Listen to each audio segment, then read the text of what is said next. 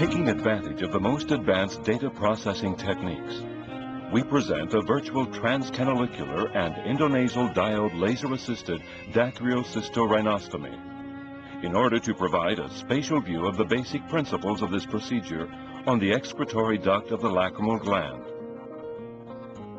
Opening the lacrimal sac, drainage to the nasal cavity, and restoration of normal tear function. Failure of the tear drainage system leads to epiphora and repeated infection, which could jeopardize the integrity of the orbit and eyeball.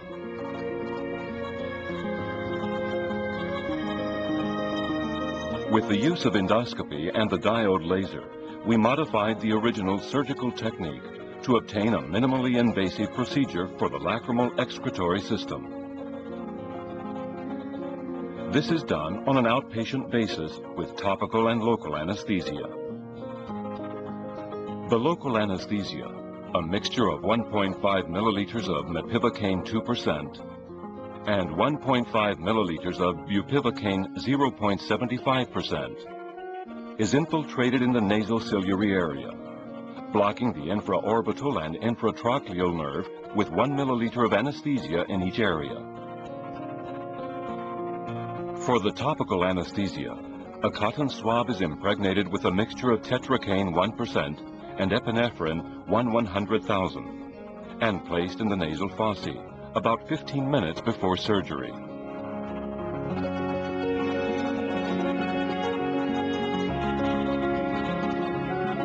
The upper lacrimal punctum is then dilated, and an optical fiber is inserted and advanced along the anatomical pathways through the superior canaliculus, common canaliculus, and lacrimal sac, entering into contact with the medial wall of the lacrimal sac, confirmed by the hard boundary of the lacrimal bone. Laser energy is then delivered in pulses until the fiber passes to the nasal fossa. Under direct endoscopic visualization, the initial osteotomy is expanded by transcanalicular route in the antero-inferior direction by juxtaposition of converging bursts in the form of a circle. Another option is to expand the initial osteotomy by the endonasal route. The nasal mucosa is first coagulated with continuous mode laser energy and no contact. Then antero-inferior excision of the bone tissue in the ascending apophysis of the upper maxilla is performed with the laser in contact mode and pulses. Finally, bicanalicular intubation with PVP-coated silicone tubing and proline thread is carried out, aided by the guide wire.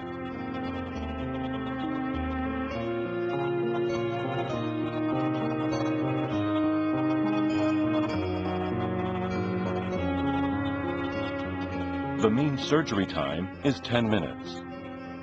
The intubation is withdrawn after 1 month. Transcanalicular and endonasal laser-assisted dacryocysto-rhinostomy offers a series of advantages. It does not leave a skin scar. Disinsertion of the medial canthal tendon or incision in the orbicular muscle is not required. And there is no injury to the angular vessels or bone fracture. Furthermore, bleeding and intraoperative and postoperative pain is minimal. Surgery time is shorter.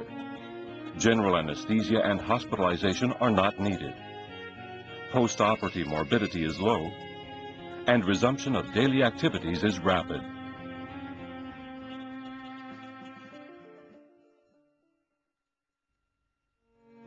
Advanced techniques in laser-assisted dacryocysto-rhinostomy. We are now seeing considerable advances in surgery using minimally invasive techniques that reduce surgical trauma and allow fast, smooth patient recovery.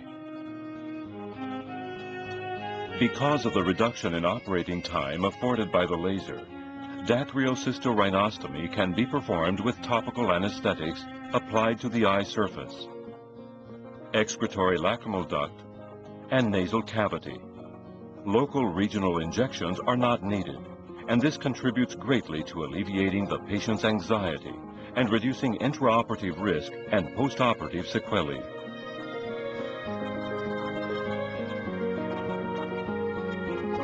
To avoid complications, we do not use a metal guide wire to orient the laser fiber because of the retrograde diffusion of the thermal energy produced by this material.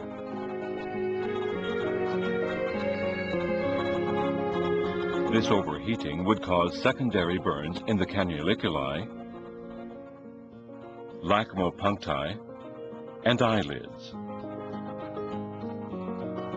Hence, we use only optical fiber with flexible silica or fluoropolymer cladding, shown to be resistant to high temperatures. Depending on their diameter, optical fibers require power adjustment, since the energy density increases exponentially as the diameter decreases. The ideal compromise between risk of fiber breakage and maximum energy concentration in the fiber is around 400 microns. From this point onward, the risk of breakage increases as the concentration increases, and vice versa. Fibers of 600 microns allow us to overcome mucus or fibrous obstructions upstream from the lacrimal sac, and are easier to handle and position when delimiting the ideal area to create the new opening. The key to this technique consists in firing the laser pulse only after confirming the position of the laser fiber by transillumination through the bone with the nasal endoscope, thereby avoiding false pathways and iatrogenic lesions. A power setting of 8 to 12 watts will give fast, deep incisions. A pulse width of 50 milliseconds will give gentle, precise incisions. Increasing the laser power above these levels will produce iatrogenic burns.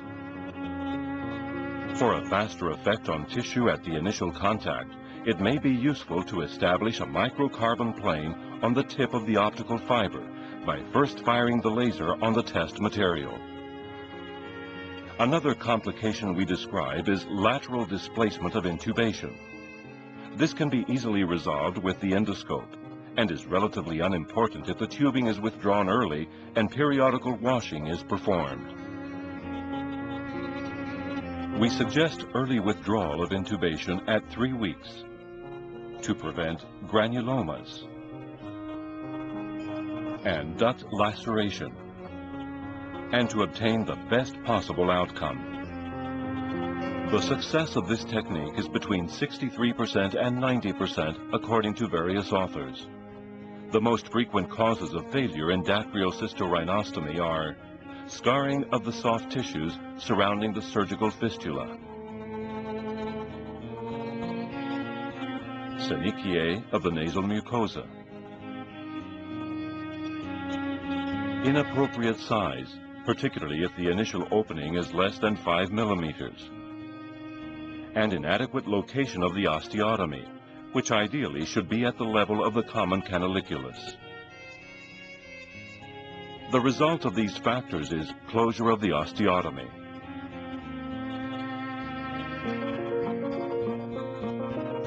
We have recently begun using mitomycin, as it has a potent inhibitory effect on fibroblast proliferation of the soft tissues surrounding the area of the new osteotomy.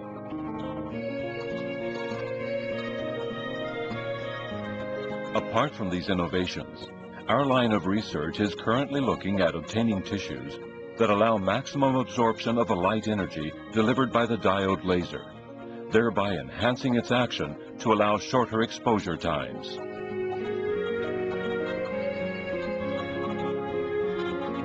The purpose of our work in the treatment of the lacrimal system is to identify techniques that are easier to perform and less harmful for the patient, using the innovations provided by endoscopy and laser technology.